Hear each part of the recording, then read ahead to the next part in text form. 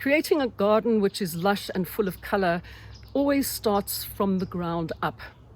Yep, it's actually true. You have to put in the work first, but that means that you don't have to put in the work later.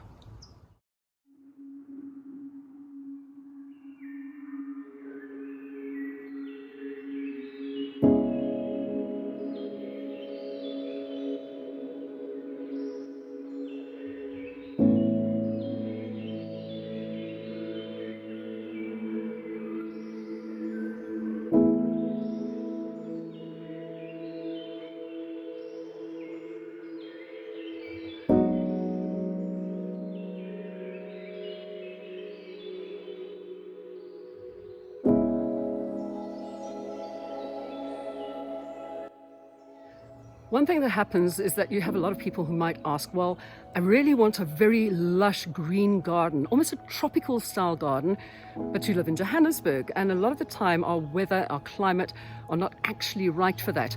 So how does one go about actually creating a garden which is full of color, full of large leaves, full of life, and full of green? Well, we've come to the northern suburbs of Johannesburg, where there is just such an oasis.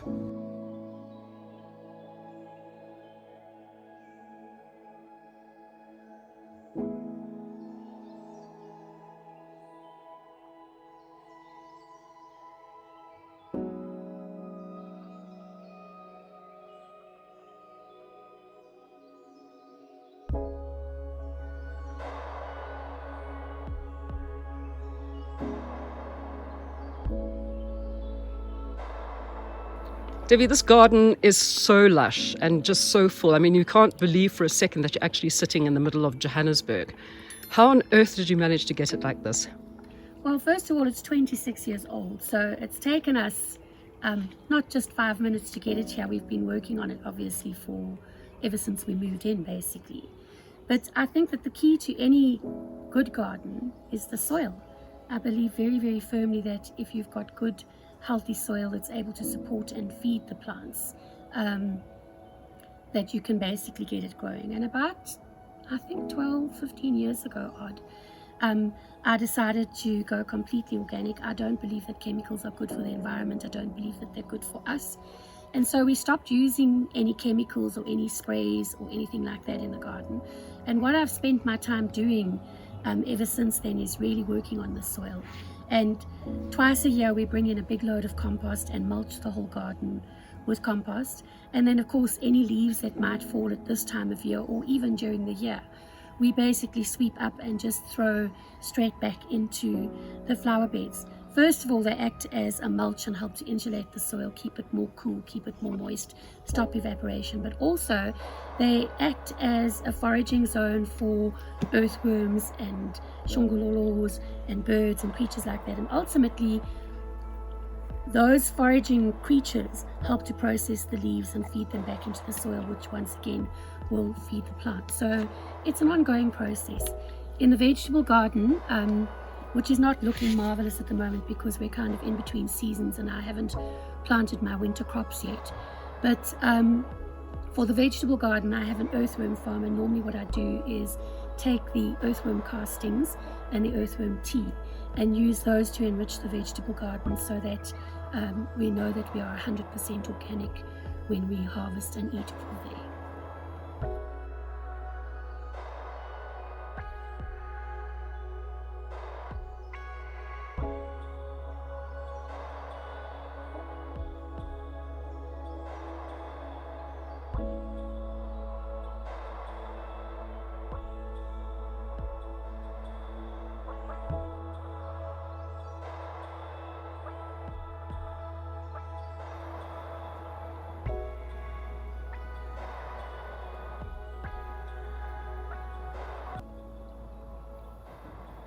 So there's two scenarios generally if people are moving home and wanting to set up a garden. There's moving into a place which has just been built, and of course the yard is filled with building rubble. And then you also have established gardens like you ended up with and decided to have to start again from scratch, from the ground up again. What is the best and first thing that one should do? Well, I think in both scenarios, the first thing is always the soil.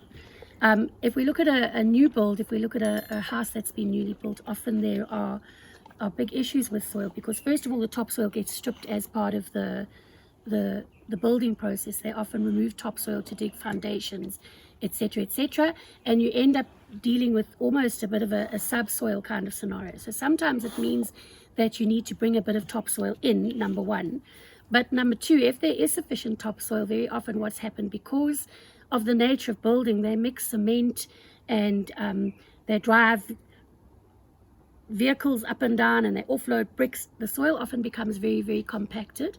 So you probably would end up having to, first of all, dig it loose and decompact it somewhat. And also, it often leaches because the topsoil has been stripped. And of course, the first thing to run out of a leached soil is always nitrogen. So new build gardens are often quite nitrogen short. And the other thing is that the pH is sometimes too alkaline, because cement is very alkaline. And we've all experienced with builders, they mix a bit of cement here and then they mix a little bit over there.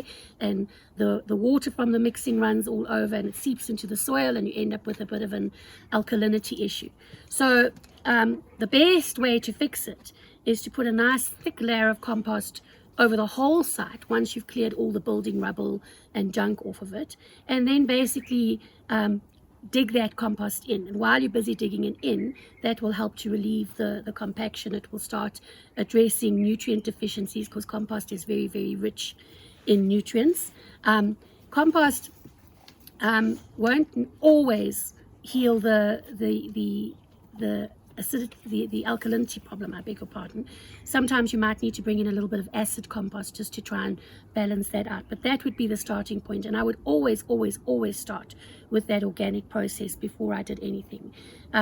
When I'm lecturing at the college, I often say to the students that if you put 2/3 of your budget into your preparation, the final third goes very easily, because then you just have to plant. But if you don't prep correctly, then you're not going to end up with happy plants. You're not going to end up with happy root systems. And that's the thing. As gardeners, most of us tend to focus on the plants that we can see here in front of us. But we forget that as big as the plant is above the ground, there's normally an equally balanced root system below the ground.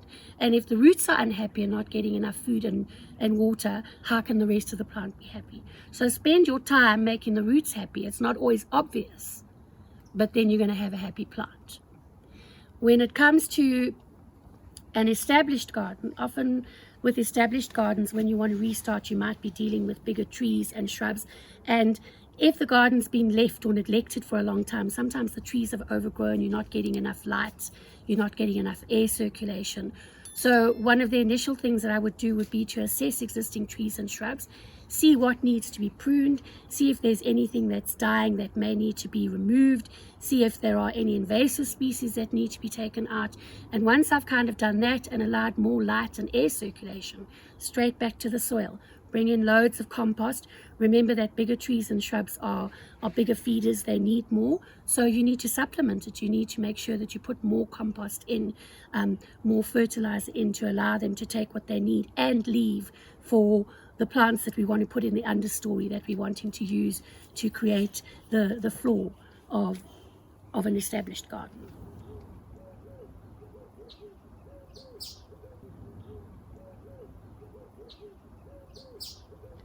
So now that the garden is established, what is it that you do to keep it looking this way once your soil's already sorted out? And I know that's the first thing that you'll do when you go into a garden, anywhere that you go and create one.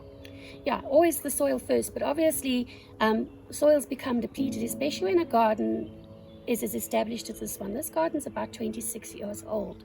So we've got quite a lot of big trees and shrubs that are obviously relatively big feeders. So I supplement the organic compost and soil treatments that we spoke about by using usually either Talborn organic fertilizers or otherwise from the Atlantic range. I normally alternate between the two, and I fertilize throughout the growing season, probably about every 12 weeks or so. I give the garden a general fertilizing. In my vegetable garden, which is unfortunately not looking marvelous at the moment because it's in between seasons and waiting for me to update and plant it again, but I have an earthworm farm, and basically all the earthworm castings and earthworm tea that come off of the earthworm farm are used to fertilize the vegetable garden and make sure that everything is 100% organic when we eat it.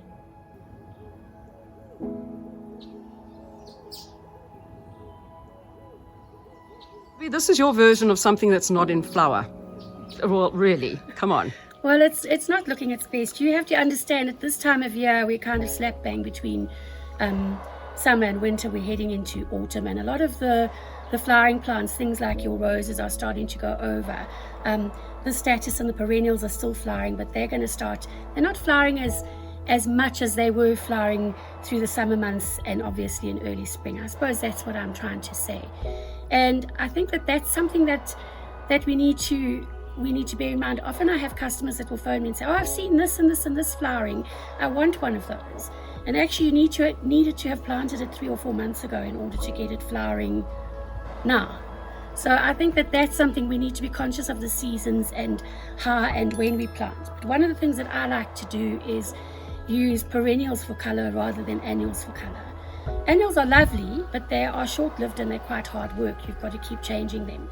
So I always try and include perennial varieties in the gardens to make sure that there's always a little bit of something that will give you some joy throughout the year.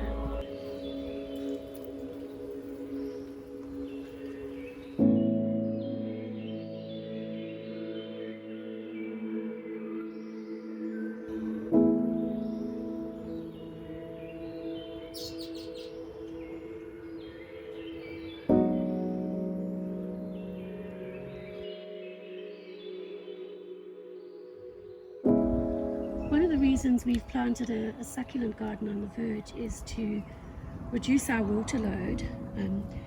I'm sure all of you are aware that water's become more and more expensive and more scarce. So we decided to zone the garden, and we've got what we would refer to as low water usage areas like the verge, and also a whole lot of my succulent pots. And then we've got medium water usage areas and higher water usage areas, and that helps us to control the water spend a little bit. But it also makes practical gardening sense because you can put plants with similar water requirements together and they all grow happily together. You don't have to try and keep an aloe dry while you're watering a rose to give it more water, essentially. So I think it makes practical gardening sense. And of course the other wonderful thing about these succulents is that when the rest of the garden is not in flower in winter, all the aloes are in full bloom. They become food for the bees, and they just bring such warmth and vibrancy to the area.